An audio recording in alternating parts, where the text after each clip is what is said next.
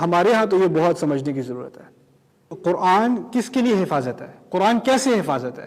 قرآن اس کے لیے حفاظت ہے اس کو ہدایت کے لیے پڑھے، تدبر کے ساتھ پڑھے اور اس سے ہدایت لے۔ وَلَن تَجِدَ مِن دُونِهِ مُلْتَحَدًا، اس کے علاوہ تمہیں کوئی پناہ لینے کی جگہ نہیں ملے گی قرآن کے علاوہ۔ لیکن قرآن کا غلط استعمال اور پھر سمجھنا کہ یہ پناہ دے گا، حفاظت کرے گا، یہ آپ کی میری بے وقوفی ہے، یہ زیادتی ہے قرآن کے ساتھ۔ یہ اس لیے نہیں آیا تھا، یہ قرآن اس لیے نازل نہیں ہوا تھا۔ أَتَّخِذُ مِن دُونِهِ آلِهَةً إِن يُرِدْنِ الرَّحْمَنُ بِضُرٍّ لَا تُغْنِ عَنِّي شَفَاعَتُهُمْ شَيْئًا وَلَا يُنقِذُونِ، یہ مجھے نہیں بچا سکیں گے، کوئی الرحمن کے علاوہ کوئی بھی نہیں بچا سکے گا۔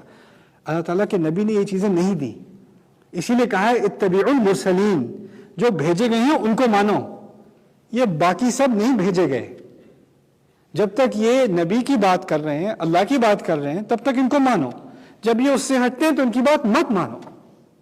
افلا تعقلون، تم خود کیوں نہیں سوچتے؟ خود کیوں نہیں سوچتے؟ ہمارے کلچر میں تو کیا کر دیا ہے، قرآن کے بارے میں نہ سوچا کرو۔ تم کون ہوتے سوچنے والے قرآن کے بارے میں؟ میں آپ کو بتاتا ہوں آپ کون ہوتے ہیں قرآن کے بارے میں سوچنے والے۔ اگر قریش جیسی جاہل قوم کو قرآن کے بارے میں سوچنے کو کہا ہے، آپ کیا قریش سے بدترین ہیں؟ اس کو کہا ہے تم تدبر کیوں نہیں کرتے؟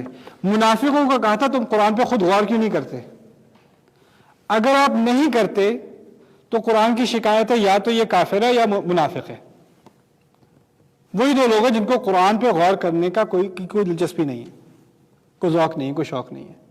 نہیں تو اگر آپ خود سے سوچو گے قرآن کے بارے میں تو گمراہ ہو جاؤ گے۔ سنا؟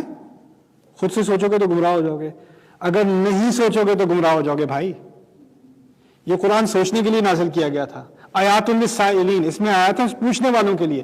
جب تک سوچو گے نہیں، پوچھو گے نہیں، جب پوچھو گے نہیں تو تمہارے لیے ہدایت نہیں ہے۔ اسی طرح تو ہدایت ملتی ہے۔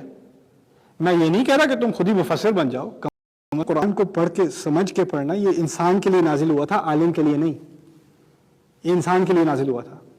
عالم کا مقصد ہے اس کا سمجھنا آسان کرنا، لیکن اس کا سمجھنا ہر مسلمان کی ذمہ داری ہے۔ اس میں غطا لگانا، اس پہ غور کرنا ہر مسلمان کی ذمہ داری ہے۔ یہی تو مہینہ ہے جس میں یہ بات ٹھیک کرنی ہے ہم نے، یہ مرض ہم نے اپنے ذہن سے نکالنا ہے کہ یہ قرآن صرف پڑھنے کے لیے اور برکت کے لیے نازل ہوتا ہے۔ اگر اس کا پہلا حق ادا نہیں کیا، سوچتے کیوں نہیں، سوچتے کیوں نہیں، سوچتے کیوں نہیں؟ قرآن نے یہ نہیں کہا افلا تقرؤون، افلا ترتلون، یہ نہیں کہا تلاوت سے کیوں نہیں پڑھتے، یہ نہیں کہا تم حفظ کیوں نہیں، افلا تحفظون، یہ بھی نہیں کہا، افلا تعقلون کہا ہے بار بار۔ سوچتے کیوں نہیں، سوچتے کیوں نہیں، سوچتے کیوں نہیں، یہ بار بار شکایت کی ہے۔ اس شکایت